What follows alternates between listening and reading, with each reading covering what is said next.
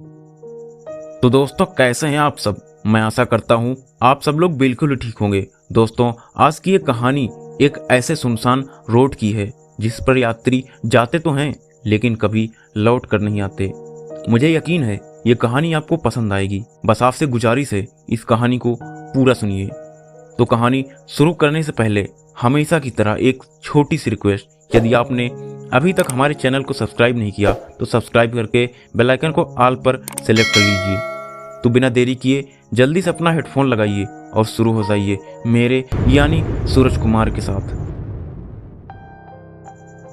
एक सुनसान सड़क पर एक अजीब सा भिखारी बैठा था। सड़क पर साफ लिखा था, सड़क खतरनाक है। वो सड़क शहर को एक दूसरे शहर से बहुत कम समय में जोड़ती थी, इसलिए जो नहीं जानता था वो चले जाता था। जो लोग देखते थे वो आश्चर्य हो जाते थे, ये बाबा ऐसी सुनसान सड़क पर क्यों भीख मांग रहे हैं।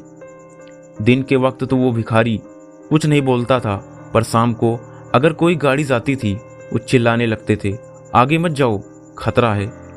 सब उनको पागल समझते थे, ध्यान नहीं देते थे और चले जाते थे, पर कभी वापस लौट कर नहीं आते थे। ऐसे ही एक दिन दो मीडिया वाले कैमरे के साथ आते हैं। रोड के शुरुआत में खड़े होकर रिपोर्टिंग करते हैं। आखिर क्या है इस भूतिया रास्ते का राज, आज इस बात का पता चल ही जाएगा। मीडिया की तरफ से आए आकाश और पूजा बात कर ही रहे थे। 12 बजे का समय था। तभी वो भिखारी बाबा चिल्लाए, बेटा मत जाओ, आज अमावस है, नहीं बचोगे, हाथ जोड़ता हूँ मत जाओ। आकाश कहता है, यार ये पागल हैं, इस बात पर ध्यान मत दो, चलो चलते हैं। वो अपनी कार में बैठकर वीरान रास्ते पर निकल जाते हैं। सुनसान सड़क थी, रोड पर कोई भी स्ट्रीट लाइट नहीं थी, कहीं भी उजाला नहीं नजर आ रहा था। आकाश बोला, आज ये हॉन्टेड हाईवे का सारा सब कुछ सच जान ही जाएंगे। तभी अचानक सामने से एक बिल्ली आती है, गाड़ी काबू से बाहर हो जाती है। वो खटाक से एक पेड़ से लड़ जाती है। आकाश और पूजा बाहर निकलते हैं।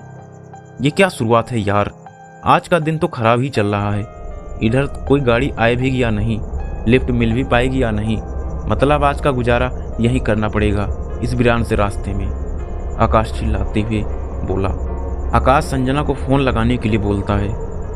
पता नहीं संजना ने आज खाना खाया होगा या नहीं। आकाश ने देखा कि उसके फ़ोन का नेटवर्क गायब है और चिल्लाया, यार आज शुरुआत से ही आज दिन खराब चल रहा है। पूजा ने पूछा, शादी की तैयारी कैसी चल रही है तुम्हारी। आकाश ने जवाब दिया, अगले ही महीने तो है। पूजा और आकाश बात करते हुए उस सुनसान सी सड़क पर घूम रहे थे।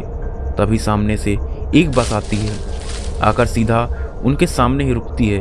दरवाज़ा खुलता है। पूजा बोली, थैंक्स गॉड। दोनों ऊपर चढ़ जाते हैं। अंदर जाते ही दोनों की चीख जंगल में गूंजने लगती है। थोड़ी देर बाद वहीं शमशान की जैसी शांति जो थोड़ी देर पहले थी, जैसे कुछ हुआ ही नहीं था। अगले दिन पुलिस और मीडिया साथ ही संजना वहां पहुंचे। संजना बोली, कार तो यहीं है, पर दोनों गए कहाँ। पुलिस वाले ने भिखारी से पूछा, ओ भिखारी, तुमने कुछ देखा है। भिखारी बाबा डरते हुए बोला, साहब मना किया था दोनों को, मत जाओ, नहीं माने। अमावस के दिन गए थे, ये तो होना ही था। पुलिस को भी जवाब देना था। उसने भिखारी को पकड़ा और जेल में डाल दिया। इधर संजना परेशान थी। वो भिखारी से मिलने जेल गई और सब कुछ पता चल गया। भिखारी से सब कुछ पूछा।